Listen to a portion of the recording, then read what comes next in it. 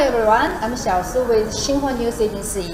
And Chongqing has started COVID-19 vaccination for foreigners recently. And my friend Kai will take his first shot of vaccines here in Chongqing today. And he's a writer, and he wrote a book, Kai's Diary, recording his life in Chongqing when the whole country was combating with the COVID-19 last year. So he's willing to share his experiences with us. So Kai, would you please say hi to our audience? Hello, how's it going? Okay, let's start. Okay, see you. Okay, let's start. Are we ready? Okay. Yes. Excellent. So here we come to the designated hospital here. And Chongqing currently uses domestic development vaccines. Yep. 001. May I take your temperature? Sure. So the first one is to take the check body temperature. Okay, it's normal. Perfect. Thanks. Here is the informed consent. Please write down your first name, middle name, and last name, the gender, and birthday. Okay.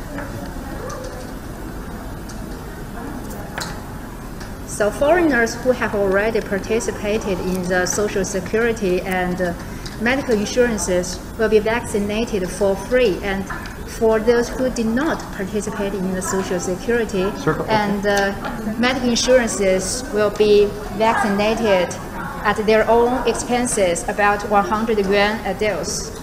So, Kind of excited. okay.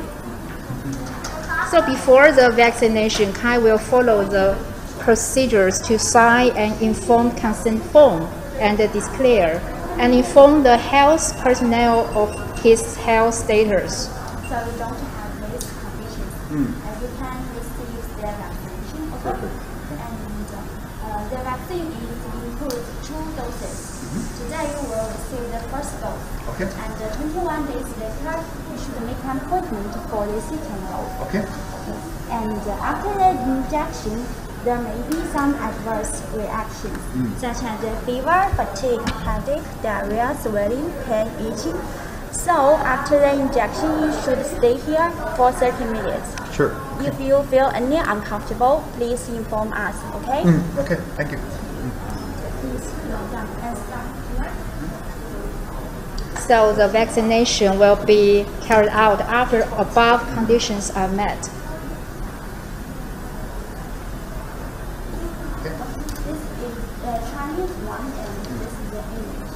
Oh, this is the English. This is the Chinese one. You want me to fill Please again? write down your name, the full name here, and the gender, birthday here.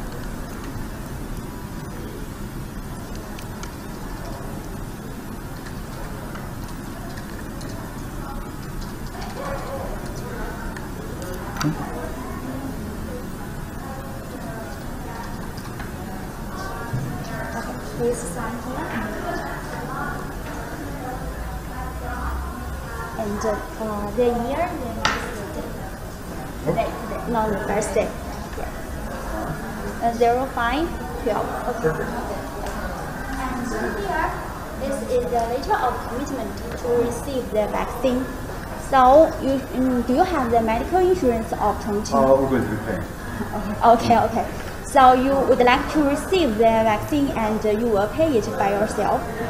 It will all cost 100 yuan for each dose. Yeah. Okay. Passport number and your full name here.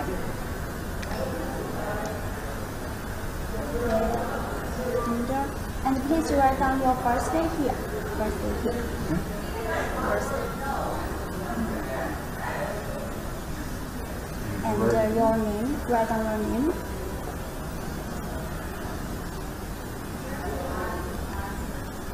And sign here. Today, 12. Oops, 12. sorry, 12. 12 I'm excited. Yeah. Been waiting a year for this. Okay, Yeah. perfect. Now finish. This is the Chinese one. yes. Please write down your name here. Uh-huh. The full name.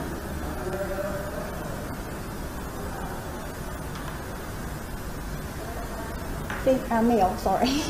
Birthday, the year, the month, the day. Yeah, passport number here.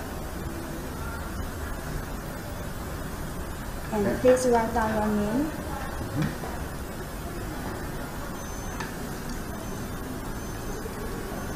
and sign here. The day of the 05. Yeah, 12. Yeah. Okay, perfect. Okay. And please pay 100 yen here. You can cash over. So I will pay for the vaccination for about 100 yuan a dose.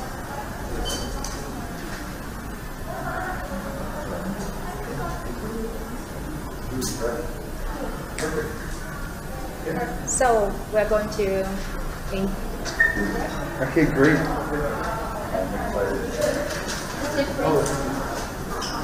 You know, in the West, there was a big movement of people, to take selfies as they get shot or after. Encourage other people. So yes, try. of course. Oh, great. Do you nervous about it? Not nervous. I'm excited. Excited. Waited a long time. Yeah. Actually, I write with my left hand. Can I use my right arm? Yes, of course. Okay, perfect.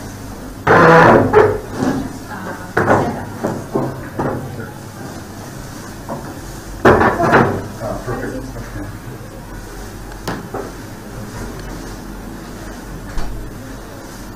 Allergic to something? No.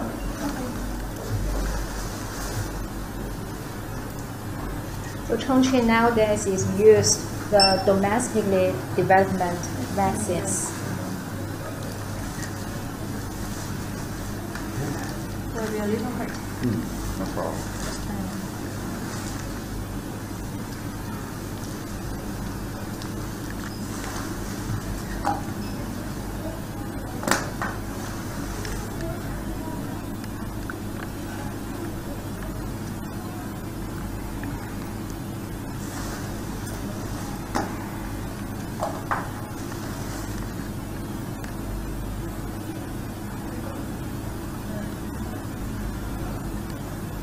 Is it the Beijing one? Yes. Sinovac? Yes. Or Sinopharm? Beijing Institution of Biological. Yes, very well. Good. Will be a little hurt.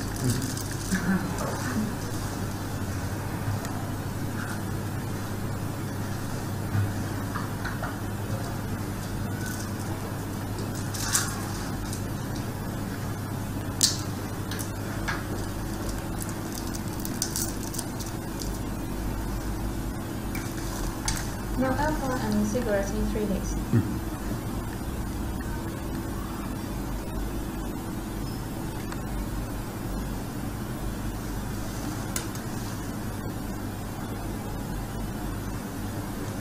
Okay, relax.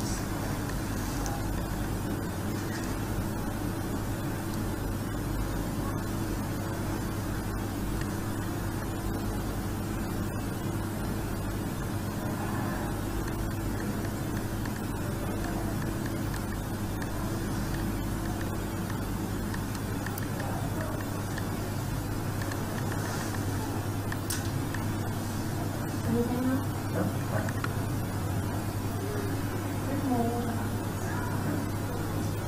And waiting for 30 minutes. Remain comfortable to the nurse. Sure. Okay, finished. It's not being okay. We're done.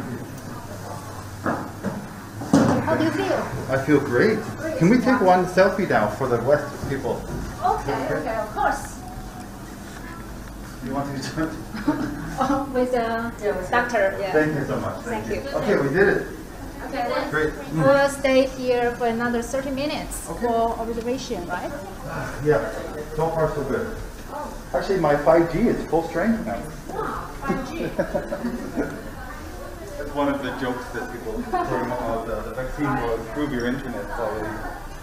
We'll have a short interview here. Sure, yeah. Okay. Keep the mask on or off here? No.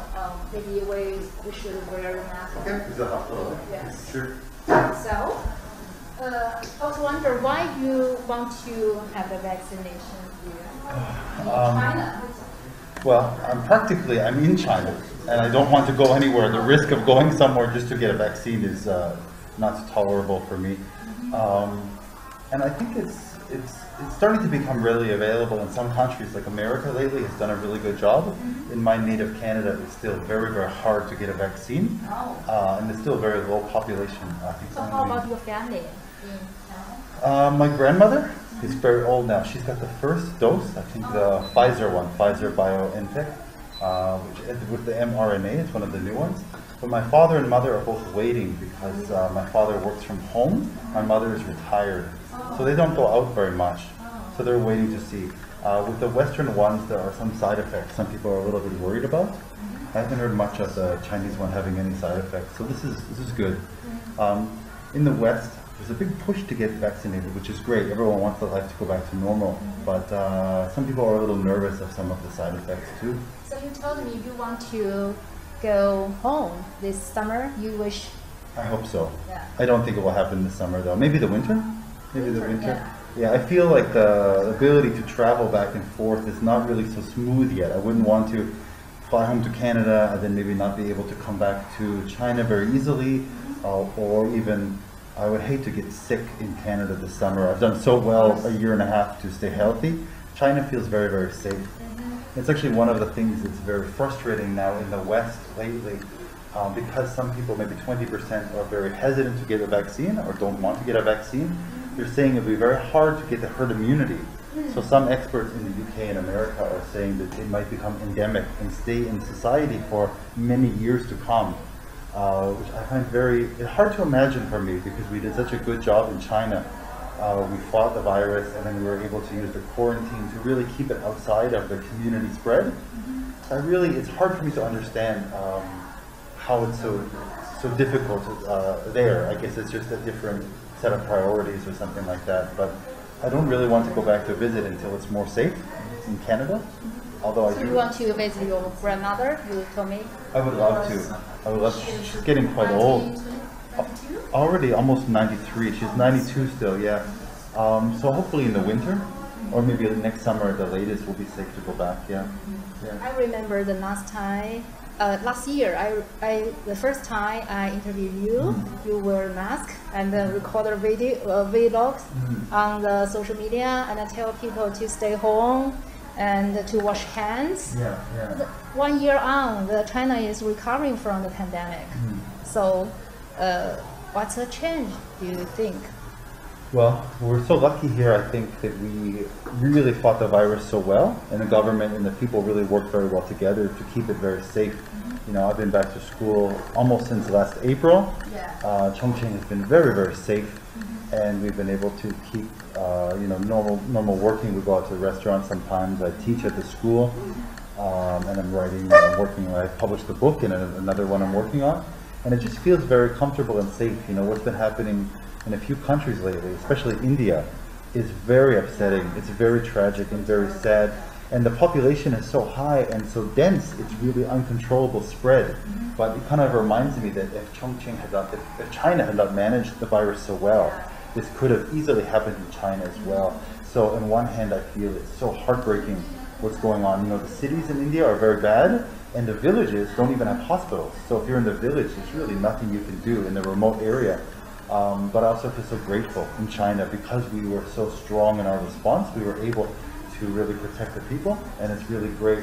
Globally, I think the vaccine campaign is going to take a few years, but I do hope, I think I read somewhere the Chinese vaccine is in more than 70 countries, and some of the Western ones are being spread around as well to other developing countries, although they're mostly focused on their own countries right now. But I hope by 2022 or 23, maybe we can get back to travel again. It would be very nice. And what do you think of the process of the application of the vaccine here? It was very simple, very easy, very convenient. I was worried. How many take you how many times? Just like 5 minutes, I think, to figure everything out. Now, it took a little while to figure it out. I had an appointment before the May Day holiday, but I ended up getting a bit of a cold, so I wanted to wait till I was fully healthy. But yeah, it was very simple. Just, I'll sign up online, show up, I have a, 001 appointment. It was very convenient. Yeah, so compared to some places too, I know my friends in Canada really hunting. There's big lineups to get the vaccine. Sometimes you wait for hours. So can you tell me about your book? Sure. I mean, it's very interesting. I think it's getting the international release this month in Canada, which is very cool. It'll be in bookstores in Canada and America. Well, thank you. It seems like a long time coming. It seems like a long time ago. You know, I started to write last January 2020.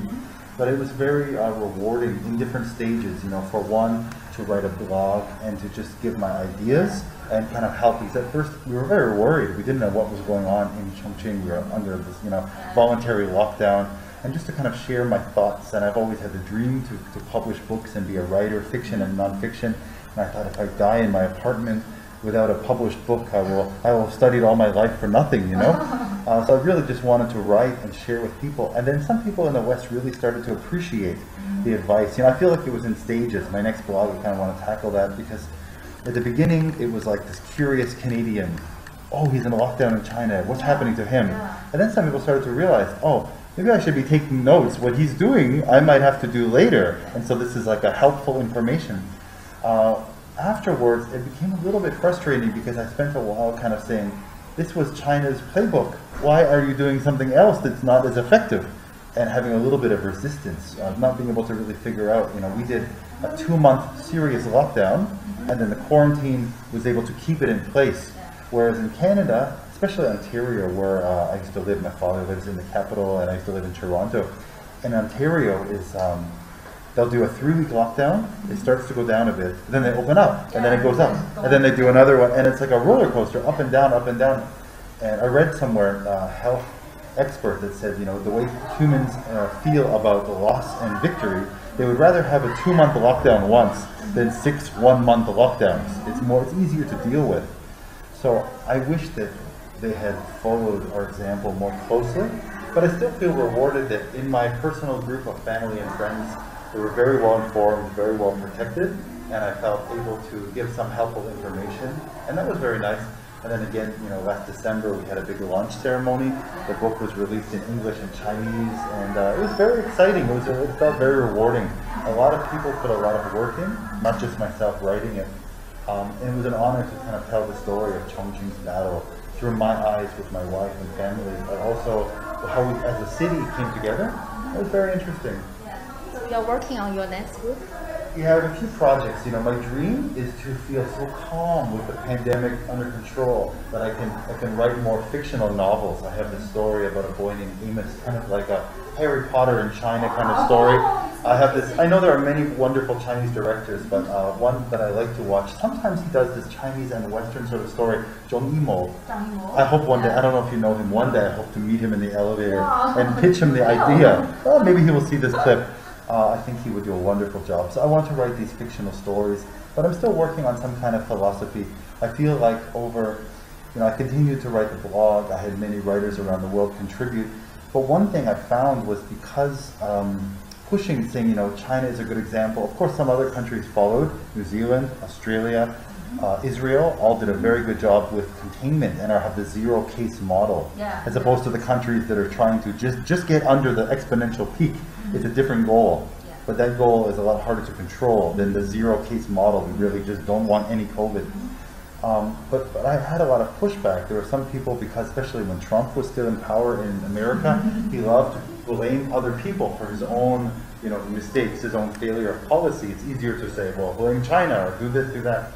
And so some people really, you know, there was a campaign to stop Asian hate online, because some people, Asian Canadians, Asian Americans, or people studying abroad, felt a target because they identify as Asian, and some people were really racist about this kind of thing. And so even to promote what I feel like were non-political good health measures, just wash your hands, wear the mask, stay home, get a vaccine. It's not political and it's not pro-China, it's pro-health. But then saying, look, and they said, that won't work. And I said, well, it worked in Chongqing, it worked in China. It's very safe here, and I like it a lot. Thank you very much for your time today. Thank you so much. Thank you. It's my pleasure, my honor. Okay, that's all for our program today. If you like our program, please share it on your Twitter, YouTube, and Facebook. Bye for now. I'm Xiao Su with Xinhua News Agency.